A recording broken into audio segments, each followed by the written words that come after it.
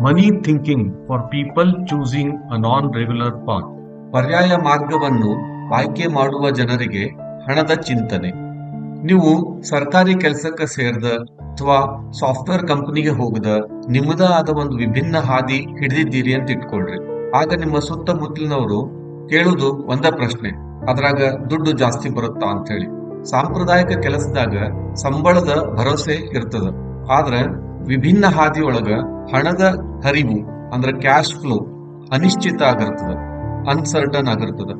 ಇಂಥ ಸಮಯದಾಗ ನಮಗ್ ಬೇಕಾಗಿರೋದು ಬರೀ ಉಳಿತಾಯದ ಬುದ್ಧಿ ಅಲ್ಲ, ಬದಲಾಗಿ ಹಣದ ಬಗ್ಗೆ ಒಂದು ದಾರ್ಶನಿಕ ದೃಷ್ಟಿಕೋನ ಇರಬೇಕು. ಇವತ್ತು ನಾವು ಹಣದ ಬಗ್ಗೆ ಇರೋ 3 ಬ್ರಹ್ಮಾಸ್ತ್ರದಂತ ಪುಸ್ತಕಗಳ ಮೂಲಕ ಕೇವಲ ಶ್ರೀಮಂತರಾಗುವುದು ಹೆಂಗ ಅಂತಲ್ಲ, ಹಣದ ಮೇಲೆ ಹೆಂಗ ಹಿಡಿತ ಸಾಧಿಸುವುದು ಅಂತ ತಿಳಿಯೋಣ. ಆ ಪುಸ್ತಕಗಳು the psychology of money, rich dad poor dad ಮತ್ತು ದ ಮಿಲಿಯನೇರ್ ಫಾಸ್ಟ್ ಲೇನ್. ಹಣ ಗಳಿಸೋದು ಬರೀ ಗಣಿತ ಅಲ್ಲ, ಅದೊಂದು ಮನಃಶಾಸ್ತ್ರ. ಮೊದಲೇ book the psychology of money, ಇದರ ಆಥರ್ ಮಾರ್ಗನ್ ಹೌಸಲ್. ಇವ್ರು ಹೇಳುವಂಗ ಹಣದ ವಿಚಾರದಾಗ ಯಶಸ್ವಿ ಆಗೋದು ನಿಮ್ಮ ಬುದ್ಧಿವಂತಿಕೆಗಿಂತ ಹೆಚ್ಚಾಗಿ ನಿಮ್ಮ ನಡವಳಿಕೆ ಮೇಲೆ ನಿಂತಿರ್ತದ. ಇದ್ರಾಗ ಈ 3 ಕಾನ್ಸೆಪ್ಟ್ ಅನ್ನ ಅವರು ತಿಳಿಸ್ತಾರ.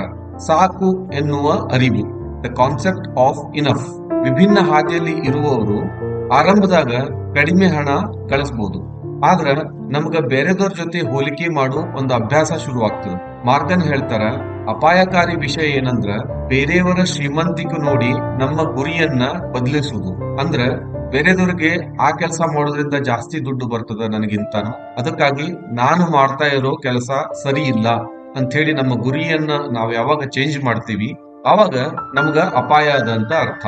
ಸೊ ಹಿಂಗಾಗಿ ಸಾಕು ಎನ್ನುವ ಅರಿವು ನಾವು ಬೆಳೆಸ್ಕೋಬೇಕಾಗ್ತದ. ನಮ್ಮ ಗುರಿ ಬಹಳ ದೊಡ್ಡದಿರೋದ್ರಿಂದ ಮುಂದೆ ಸಂಬಳನೂ ಬಹಳ ದೊಡ್ಡದಾಗ್ಬಹುದು, ಅಥವಾ ನಾವು ಗಳಿಸೋ ದುಡ್ಡುನು ಜಾಸ್ತಿ ಆಗ್ಬಹುದು ಅನ್ನೋದೊಂದು ತಲೆಯೊಳಗಿರ್ಬೇಕು.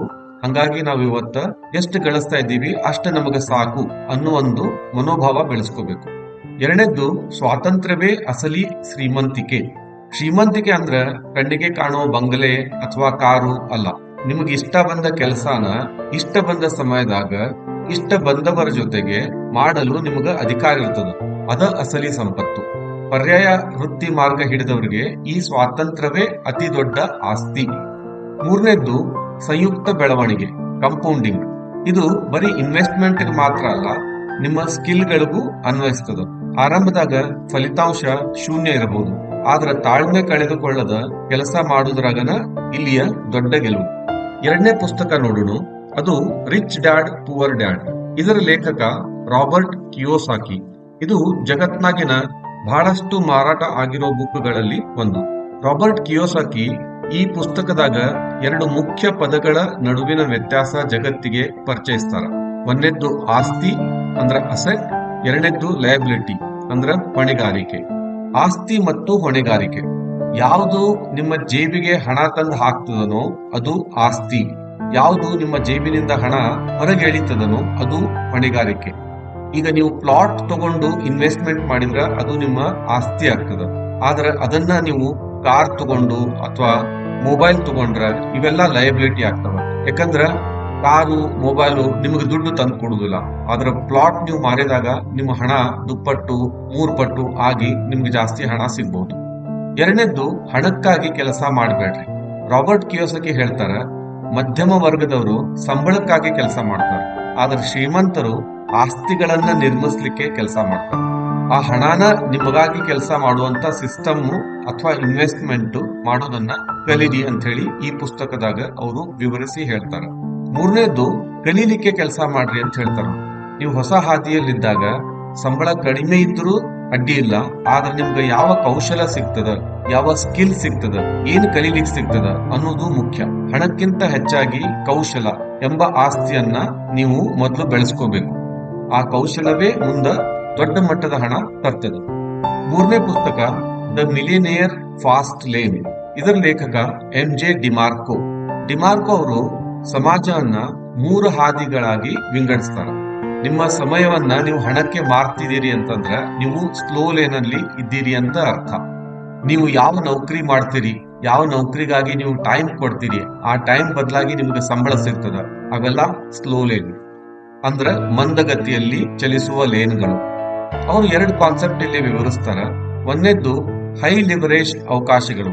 ಹೈ ಲಿವರೇಜ್ ಅವಕಾಶ ಅಂದ್ರ ಬಹಳ ಫಾಸ್ಟ್ ಹಾದಿಯಲ್ಲಿ ನೀವು ಸಾಗ್ಬೇಕಾದ್ರ ಕೇವಲ ಒಬ್ಬ ವ್ಯಕ್ತಿಗೆ ಸೇವೆ ಸಲ್ಲಿಸಬಾರದು, ಬದಲಾಗಿ ಸಾವಿರಾರು ಜನರಿಗೆ ತಲುಪುವಂತ ಮೌಲ್ಯ ವ್ಯಾಲ್ಯೂನ್ನ ಸೃಷ್ಟಿ ಮಾಡಬೇಕು.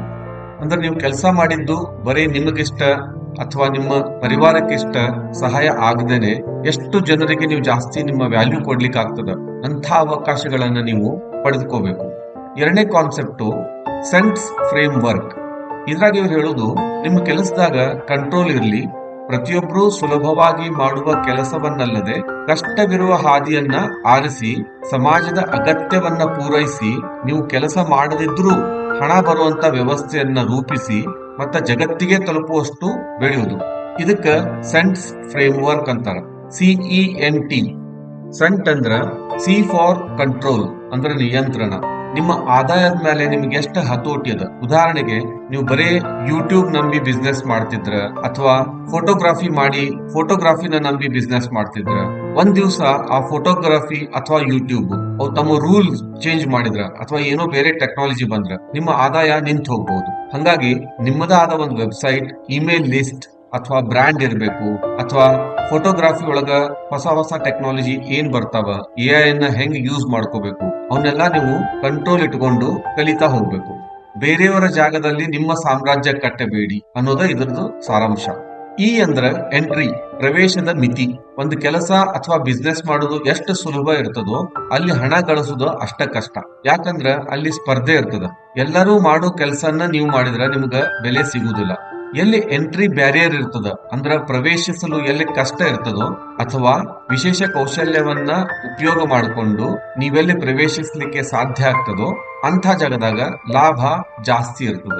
ಮೂರನೇದ್ದು ನೀಡ್. ಬಹಳ ಜನ ತಮ್ಗ ಇಷ್ಟ ಬಂದದ್ದನ್ನ ಮಾಡ್ತಾರೆ, ಆದ್ರೆ ಜನರಿಗೆ ಬೇಕಿರೋದನ್ನ ಮಾಡುದಿಲ್ಲ.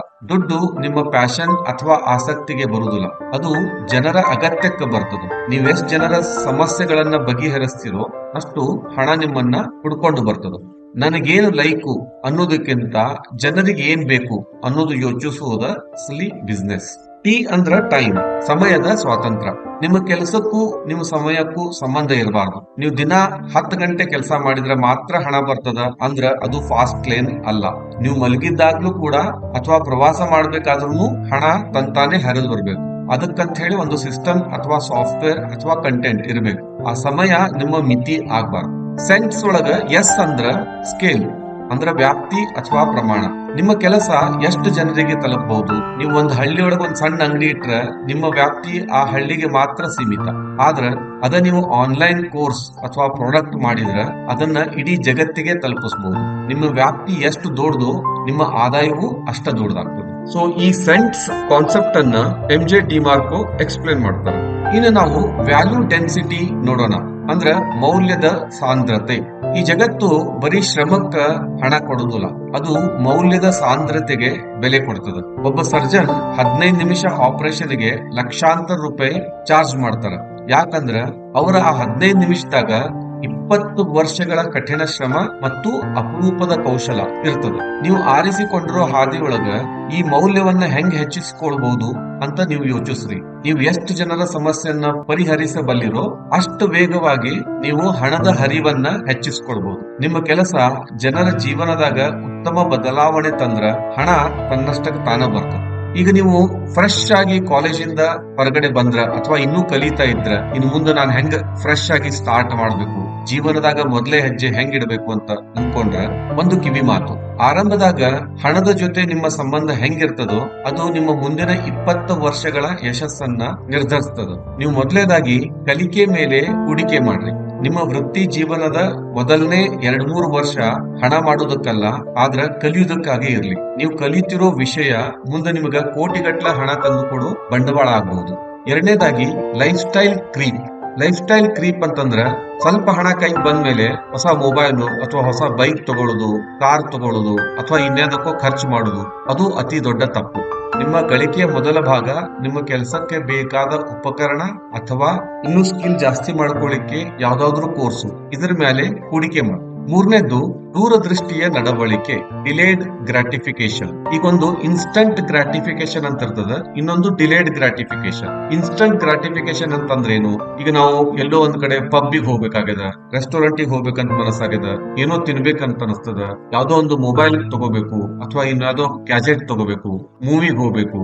ಇವೆಲ್ಲಾನು ಏನಾಗ್ತದ ಅಂದ್ರ ನೀವು ಮಾಡಿದ್ಮೇಲೆ ಆ ಗ್ರಾಟಿಫಿಕೇಶನ್ ಅದರೊಳಗಿನ ಸಂತೃಪ್ತಿ ಇರ್ತದ ಹೊರಟೋಗ್ಬಿಡ್ತದ, ಅದು ಲಾಂಗ್ ಟೈಮ್ ಇರುದಿಲ್ಲ. ಸೊ ಹಿಂಗೇನಾದ್ರೂ ನಿಮ್ಗೆ ದುಡ್ಡು ಖರ್ಚು ಮಾಡ್ಬೇಕು ಅಂತ ಹೇಳಿ ತಲೆಯಾಗ ಬಂತಂದ್ರ ಅದನ್ನೊಂದ್ ಸ್ವಲ್ಪ ದೂರ ಹಾಕ್ರಿ. ಅದಕ್ಕೆ ಡಿಲೇಡ್ ಗ್ರಾಟಿಫಿಕೇಶನ್ ಅಂತಾರ. ಇವತ್ತು ಸಿಗೋ ಒಂದು ಸಣ್ಣ ಸುಖ ನೀವು ತ್ಯಾಗ ಮಾಡಿದ್ರೆ ನಾಳೆ ದೊಡ್ಡ ಯಶಸ್ಸು ಸಿಗಲಿಕ್ಕೆ ಸಾಧ್ಯ ಆಗ್ತದ.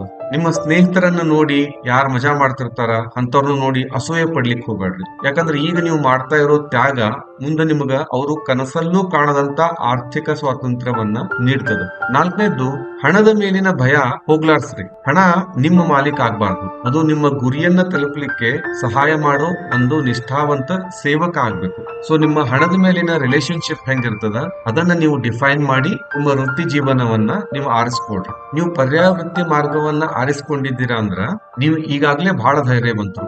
ಈಗ ಆ ಧೈರ್ಯಕ್ಕ ಸರಿಯಾದ ಆರ್ಥಿಕ ಬುದ್ಧಿವಂತಿಕೆಯನ್ನು ಸೇರಿಸ್ಕೊಡ್ರಿ. ಹಣ ಎನ್ನುವುದು ಬದುಕು ಸಾಗಿಸ್ಲಿಕ್ಕೆ ಇರೋ ಸಾಧನ ಅಷ್ಟ, ಅದು ಜೀವನದ ಅಂತಿಮ ಗುರಿ ಅಲ್ಲ, ಅದೊಂದು ಬೈ ಪ್ರಾಡಕ್ಟ್.